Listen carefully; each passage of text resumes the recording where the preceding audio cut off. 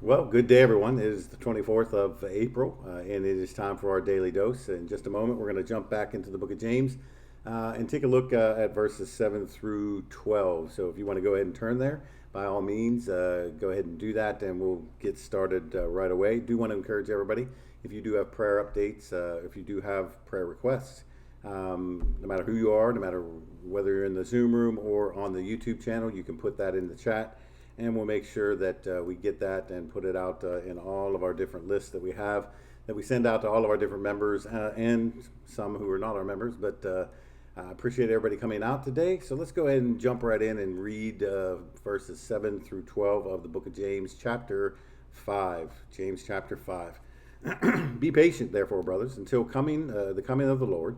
See how the farmer waits for the precious fruit of the earth, being patient about it until it receives the early and late rains. You also be patient, establish your hearts, for the coming of the Lord is at hand. Do not grumble against one another, brothers, so that you may not be judged. Behold, the judge is standing at the door.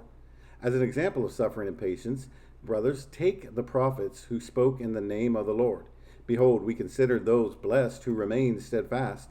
You have heard of the steadfastness of Job, and you have seen the purposes of the Lord, how the Lord is compassionate and merciful.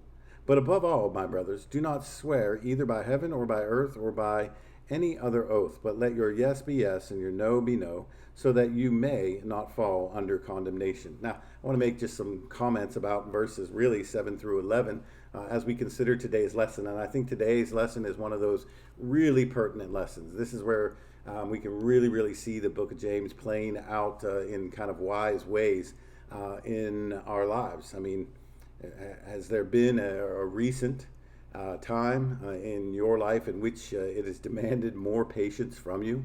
I mean, we have been thrown into turmoil. Some people have lost their jobs. The people who do have their jobs are typically doing them in more difficult ways, and it's changed the way we kind of do things. And of course, our government is assuring us that even once things open back up and we go back to work, all of that's going to be changed. And we, in these times, have to have patience.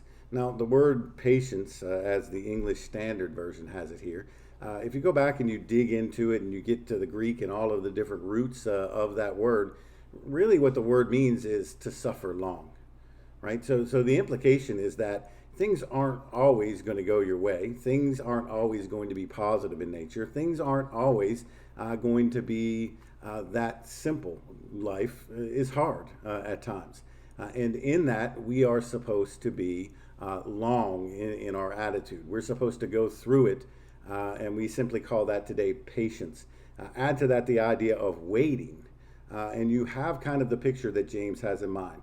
It's long suffering. In other words, suffer a long time waiting for the end result that certainly God desires for our lives and certainly would be desirous for us. And there are several things I want to bring out about the context, but I want to begin by kind of pointing out an example in my own life. As a kid, um, I used to love to build models.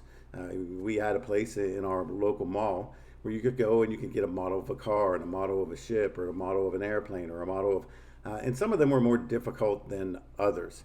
I specifically remember this one very large model that we purchased one time. It was the USS Constitution.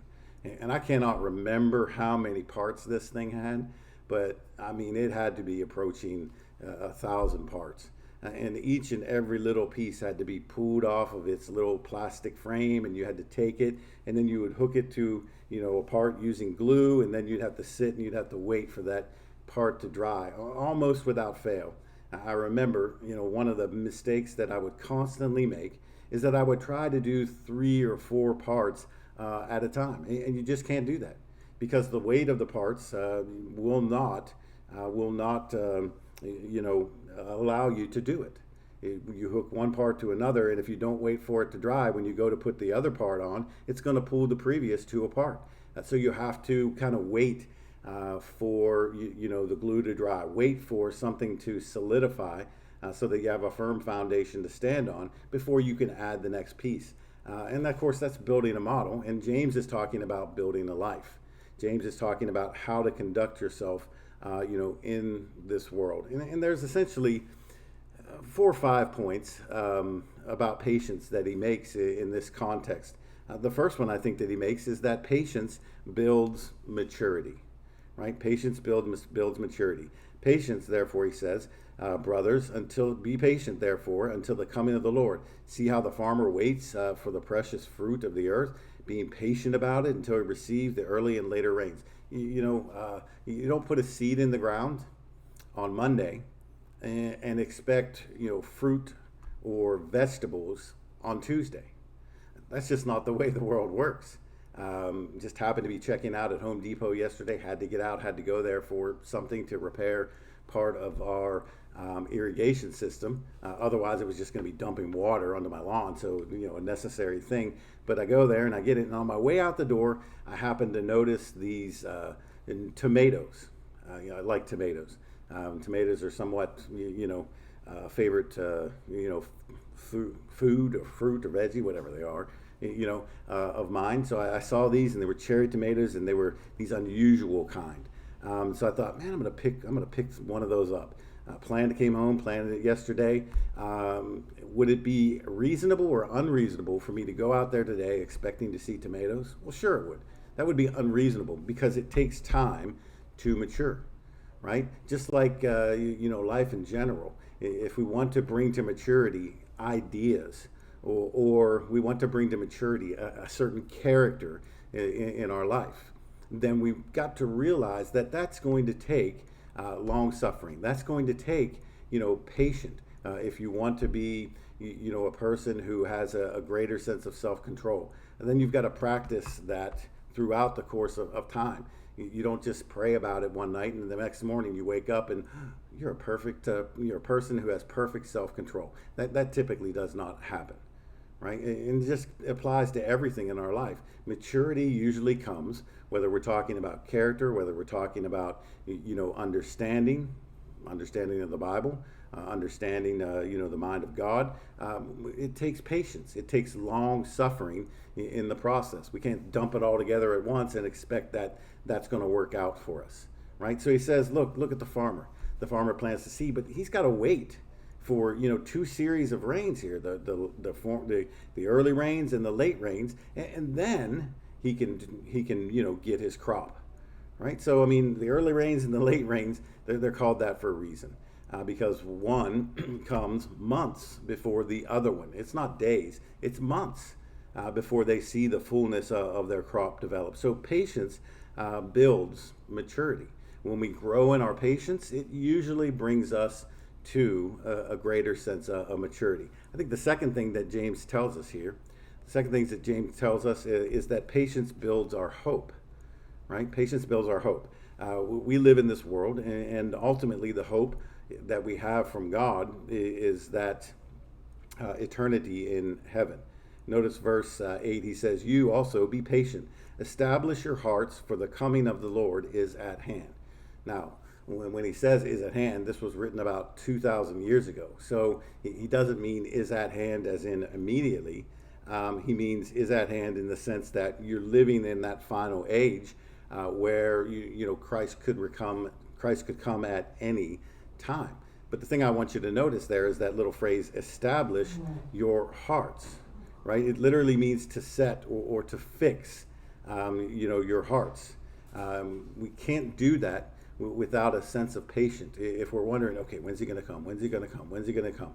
Then it tends to breed anxiety. It tends to breed questioning and doubt. And it tends to lean more towards giving up rather than standing strong. It's kind of akin to what the Hebrew writer talks about when he talks about we have an anchor of the soul, and that anchor is our hope. But James says that patience here will establish your hearts until that time when the Lord comes, which is our hope. So if you want to lose hope, then be impatient, right? Be impatient. Carrie and I were just talking about this the other day, and she remembered a time in which we lived on a military base, and they had a small. It was very nice, but it was a small workout facility, and every day she would go there and try to run on the treadmill in the middle of the winter. And there were these ladies who would come and they would stand behind her. Are you done? Are you done? Are you done? 5 minutes, 10 minutes, 15 minutes. I mean, the max time you could be on there was like 30 minutes. But she finally turned around to him and says, "Does it look like I'm done?" So if we lack patience, it's going to do nothing for us but cause turmoil. But when we let patience kind of become our norm, when we allow it to become our character, not only does it mature us, but it builds our hopefulness for that time in which the Lord will return. Number three, I think James tells us that patience is defined by the lack of complaining. Sometimes when we don't get things when we want them, sometimes when they come to us and they're not what we expected, we have a tendency to complain and to murmur and to grumble. And typically, we don't grumble at the thing, we grumble at the person who delivers the thing. Or when something doesn't go our way, even in church. We tend to grumble about that person or murmur about, that person. James says, "Do not grumble against one another, brothers, so that you may not be judged. Behold, the judge is standing at the door." It's the person who lacks the patience. It's the person who wants that instantaneous gratification. It's that person who does not want to wait, does not have patience settled in their hearts. That is going to be the murmurer or the complainer, or we would say today, the whiner, right? We don't want to be that kind of person. I mean, you can go through the New Testament and you can look up this idea of grumbling and complaining. And it's mentioned several times, but it's never mentioned in a good light. It is never a good time for you to murmur or complain about anything. That's just not the nature of God's truth. And it's certainly not the nature of wisdom. If you look at, those who do murmur and complain, if you do look at those who, lack that patience and let it manifest itself in their words or in their complaints, and so on, then you're looking at people who are typically fall on the more miserable side of life. That's what we choose. When we choose lack of patience and it leads to our murmuring and complaining, it just makes us miserable. It makes us, not feel good about life, and it certainly makes us not feel good about the people who are around us. But it's something that we are choosing. It's something that we choose to do. Oftentimes, the problem isn't that you aren't being fulfilled. The problem isn't that you aren't going to get what you're asking for, maybe in your prayer, maybe even from God, but certainly from the people around you. The problem is that you're just not willing to wait for the better thing that God is trying to bring to your life, or that other people are trying to bring to your life. So James says, look, have patience. Let it, number one, mature you. Let it, number two, build your hope. Let it keep you from being the murmurer and the complainer. And then number four, he says, patience builds fellowship, right? Patience builds fellowship. He gives this odd example of the prophets. And he says, as an example of suffering and patience, brothers, take the prophets who spoke in the name of the Lord. Behold, we consider those who remain steadfast. We consider those blessed who remain steadfast. And you've heard of the steadfastness of Job, and you've seen the purpose of the Lord, how the Lord is compassionate and merciful. And we'll get to that last part there in the end. But he mentions at least twice here, calls them brothers, and mentions the prophets as a whole. Those who are blessed are those who remain steadfast, or we're long-suffering, or to put it in our terms, we're patient, right? Prophets didn't always understand. And the prophets certainly didn't understand some of the things that they were saying. I don't know that Daniel fully understood that timeline that he gives in his book that leads us all the way up to the destruction of Jerusalem in 70 AD. I don't know that Daniel fully understood what he was, saying when he talked about those kingdoms that would come after the Babylonian kingdom, and those legs that were made of, the clay mixed with, the mixture. I don't know that he understood all of that, but he was given those words by God, and he was steadfast in not only delivering those words, right? Long suffering, knowing these things were going to come in the future, delivering sometimes words that the people didn't want to hear. And they weren't always treated very well. As a matter of fact, the New Testament, when we turn over there, it says that God's people turned their own people, these specifically prophets as a group, into martyrs. They killed them all, and they took their lives. But as a group, they are considered blessed when they remain steadfast. So there's a fellowship in that. When we are patient, when we are patient and when we are long suffering, not only does it build the maturity, not only does it bring the hope, not only does it keep us from the complaint department, but it also joins us together. It unites us as a group in a fellowship in our steadfastness. All right. So the last thing that I want to mention today is found there near the end of the verse that we were looking at. He says that you have seen the purposes. And if you're reading the King James Version, it says you have seen the end of the Lord, how the Lord is compassionate and merciful. I think purpose is probably a better way to go. What's God's purpose in making you wait? What's God's plan, or what is the end game here? Sometime we would like to say, and that kind of takes us to the language of the King James. Well, the end is to be compassionate and merciful, right? As opposed to, back up in verse 9, he talks about don't be a judge because the judge stands at the door. We're judged when we violate the law. We're judged when we lack the patience and we start to murmur and we don't grow the hope and we don't move to maturity, right? But here, when we do exercise patience, then we receive the compassion and the mercy of God.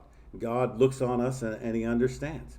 And he understands that we've gone through some things. He understands that it's required us to be long-suffering. And we have been that, and therefore the compassion of God is extended to us. Now, looking at all of those things and understanding, what James is trying to tell us, I think that this is one of those lessons that really, really applies to us today. There are plenty of times where people are, can lack patience.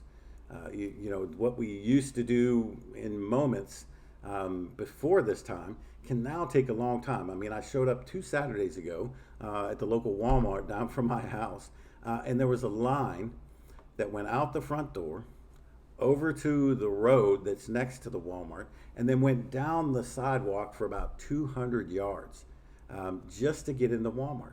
And I thought, well, I'll run down there, go through the garden center, pick up a bag of charcoal, which is what I was looking for, and then come right out. If I were to stand in that line, it would have taken me at least 2 hours to get in there. And I'm thinking, man, that's not to my liking very much. And for a moment there, I lacked patience. I didn't go stand in the line. I figured I could get it somewhere else, quicker and not be a part of a line for people getting food and things like that. So I moved on to another place. But, we're living in a time that's going to require you to have patience. But there's a payoff in the end. The mercy and the compassion of God extended to you because you were extending it to others. You were extending it to grow yourself. You were extending it to establish, your heart and have that hope. You were extending it so you didn't complain and you didn't murmur, but you went through life peaceably, being content with what you have. And I think that's one of the keys that James gives us here to everyday living. Patience is an integral part of it. So I would encourage you, as we end this daily dose together, I would encourage you to adopt the characteristic or the character of being a patient person into your life. Some people are. They seem to be. Other folks maybe have a little work to do in this area. But it's something that should define us. It's something that we do need to foster in our everyday lives. I appreciate everybody coming out today. This has been your Daily Dose.